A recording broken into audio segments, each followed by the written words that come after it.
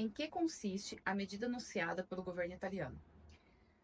Bom, é uma medida muito drástica antes de qualquer coisa, né? O governo já vinha anunciando em algum tempo uma ideia de ter mudança nas regras da cidadania italiana automática para os descendentes de italianos no mundo.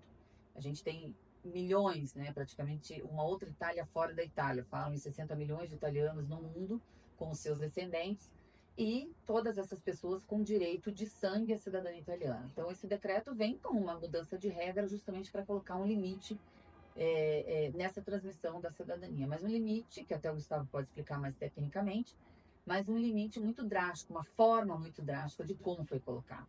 Apesar de que o governo, né, o próprio ministro Tajani, que é o ministro das Relações Exteriores, já estava anunciando essa posição exclusiva dele. O próprio parlamento, lá no passado, já foi colocado alguns projetos de lei de alguns senadores, inclusive, a respeito disso. Foi feito agora de uma maneira muito drástica, de uma maneira muito cruel, inclusive.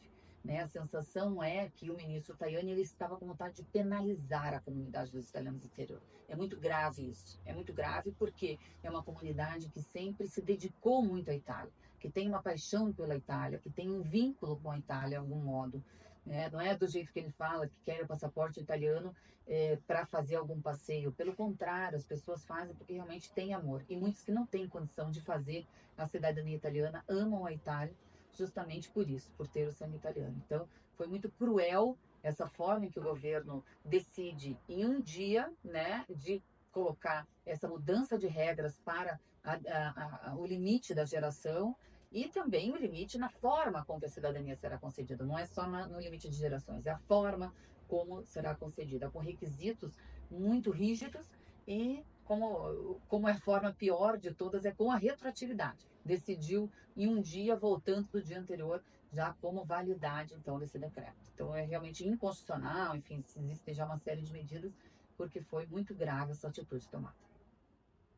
Eu acho que vale então a gente também, né, acrescentar como a Renata colocou, que a principal medida ali que pega todo mundo de surpresa é realmente a limitação das gerações. Até então a Itália não tinha uma restrição para limite de gerações e da noite para o dia a gente encontra essa limitação de que somente os netos e filhos, né, que vão poder ter a sua cidadania reconhecida e ainda assim cumprindo alguns requisitos, né? Por exemplo, o pai, o avô, aquele que vai transmitir a cidadania, ele tem que ter vivido por pelo menos 2 anos na Itália para que ele possa vir a passar. Ou seja, aqueles, né, que agora são netos, bisnetos, tataranetos aqui no Brasil, que já tiveram essa cidadania reconhecida, não vão poder passar essa cidadania para os seus filhos, né? Vai ter um limite ali, não só de geração, mas de condições também para que essa cidadania possa vir a ser passada adiante. E como será o trâmite desse decreto? Quais são os próximos passos? Na verdade, um decreto-lei é um decreto, então, que é votado no Conselho, né, no Colégio de Ministros, onde ali se reúnem todos os ministros, e é uma proposta apresentada pelo próprio ministro Tajani. Aprovada, então, no Colégio de Ministros, ele tem uma durabilidade de 60 dias e precisa ser aprovado pelo parlamento para ter validade. Ele entrou imediatamente em vigor, eles inclusive colocaram essa questão retroativa, né, que tivesse validade já na meia-noite do dia anterior, porém, como foi assinado pelo presidente, isso foi publicado na Gazeta, então entrou realmente em vigor. Em 60 dias, ele deve ser regulamentado pelo parlamento, e se não for, ele perde a eficácia desde o seu início, então. Então, são três as questões. Ou ele é negado, coisa que é difícil de acontecer, porque esse é um decreto do governo, o governo tem maioria no parlamento, é uma matemática que deve ser aprovada. Se ele for negado, ele então perde a sua vigência desde o início. Se ele sofre alterações, então tem que ver a consistência das alterações para ver se ele terá então nova validade ou se esse vigor no dia 28 de março está valendo. E se ele for ratificado pelo parlamento assim como é, aí sim ele vai prosseguir assim como está desde a sua entrada em vigor, então do dia 28 de março. Quem já é cidadão italiano será afetado com esse novo decreto? Não, a gente até recebeu, né, Gustavo, uma série de pessoas ligando que, mas meu passaporte, vou recolher meu Eu vou passaporte, o perder que que minha vai acontecer? cidadania.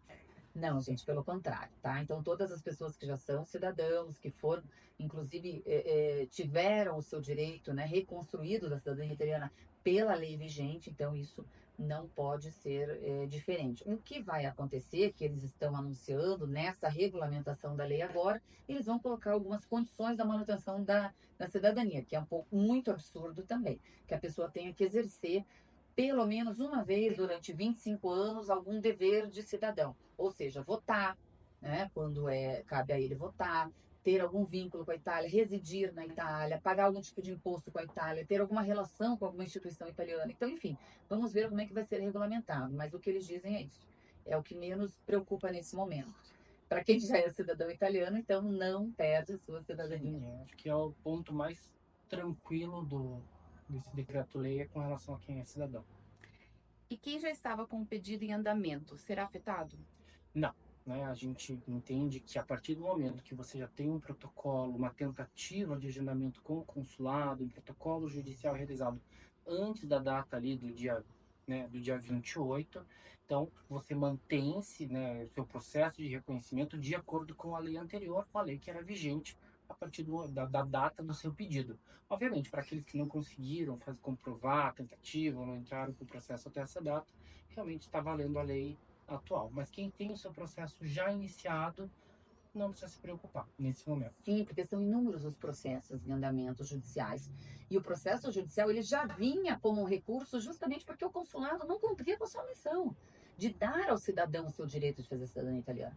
Então é realmente absurdo tudo isso. Esse grande caos se criou porque o sistema italiano não funcionou. Né? Não funcionou em nenhum momento. Os consulados, há 20 anos atrás, davam conta de atender essas pessoas. Já tem praticamente 20 anos que essas filas começaram a existir.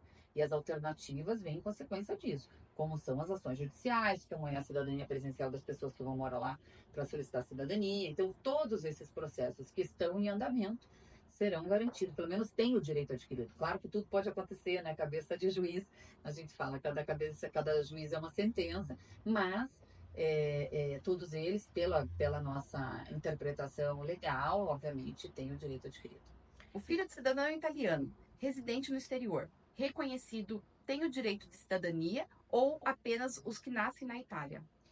Então, a lei que vai vir regulamentando isso, ela vai colocar alguns requisitos para os filhos de cidadãos que já nasceram no exterior, né? Então, eles dizem que os pais têm que ter morado na Itália há 2 anos para recuperar a cidadania do filho, ou o filho, mesmo até os 25 anos, tem que morar na Itália para solicitar a sua cidadania. Então, vamos ver como é que vai ser a regulamentação disso. Mas, a princípio, por esse decreto que está agora, o filho, se os pais, por exemplo, fizeram o processo de cidadania agora, sendo já nascidos no exterior, eles não vão poder passar para os filhos, né? A não ser que agora atenda os requisitos que vão ser apresentados aí na nova lei que virá pelo parlamento. Quais são os pontos negativos desse decreto? O decreto, ele vem de uma forma muito cruel, né? Como nós falamos já no começo. Então, é realmente, é o que eu digo, se você tem uma notícia ruim, né, que você precisa implementar perante uma situação que se transformou sem controle, essa notícia tem que ser tratada com respeito pela comunidade italiana. E não pode ser feito dessa forma agressiva como foi, né? Ou você conversa, explica uma situação, e não você chega e já dá uma porrada na pessoa sem nem mesmo explicar o porquê. Então, isso veio de uma forma muito dura, muito drástica. A comunidade se sente ofendida toda, não só aqueles que são os descendentes e que estão aguardando uma oportunidade de ser cidadão. Porque muitas vezes a pessoa não teve dinheiro para ir morar na Itália, para fazer a sua cidadania, ou para pagar um advogado para pedir a sua cidadania, e nem mesmo os avós que chegaram da Itália tiveram condição, né, nem de informação e nem financeira de poder registrar esses filhos e esses netos no consulado. Então, assim, o direito de sangue, o ius sanguinis, é um direito constitucional. As pessoas têm que ser respeitadas. A forma como que o governo colocou isso, através desse ministro Tajani, foi de uma forma muito cruel, combatendo qualquer valor que é o valor da comunidade italiana no exterior. Então, todos se sentem ofendidos. Eu estou vendo, assim, uma efervescência absurda por todos os lados e realmente a comunidade tem que ser defendida. Infelizmente, hoje nós não temos representantes que falem em nosso nome no parlamento italiano e isso também bate muito de frente numa situação onde a gente, sem defesa, como é que faz? O governo pode pensar que a comunidade não tem nenhum interesse pela Itália. E sendo que nós estamos aqui gritando, mas não tem nenhuma voz que fale por nós lá, em Roma. Então, a situação realmente muito dura. são pontos negativos disso. E eu digo, se esse sistema se criou, foi porque o sistema italiano não funcionou, o consulado não funcionou, enfim. Então, são direitos que têm que ser garantidos, podem criar condições, requisitos, se o governo entende que sim. Mas nós temos que garantir a defesa e o direito de todos esses cidadãos. Não, como complementando, é uma falha do sistema italiano e no final quem está pagando é o descendente, que não teve direito, não teve dinheiro, não teve o conhecimento, mas a gente percebe que existe o amor pela Itália, pela cultura italiana. A gente vem aqui no Brasil de uma grande comunidade de italianos que mantém as raízes, as tradições culinárias, música, e existe essa vontade de fazer a cidadania como uma reconstrução de história da família. E o governo não olha para isso. Simplesmente está cortando o direito, fazendo com que o descendente pague por um erro do sistema deles. É bem isso, né? São os grandes defensores da pátria Itália no mundo, são os descendentes italianos. E isso, infelizmente, vai se perder ao longo do tempo.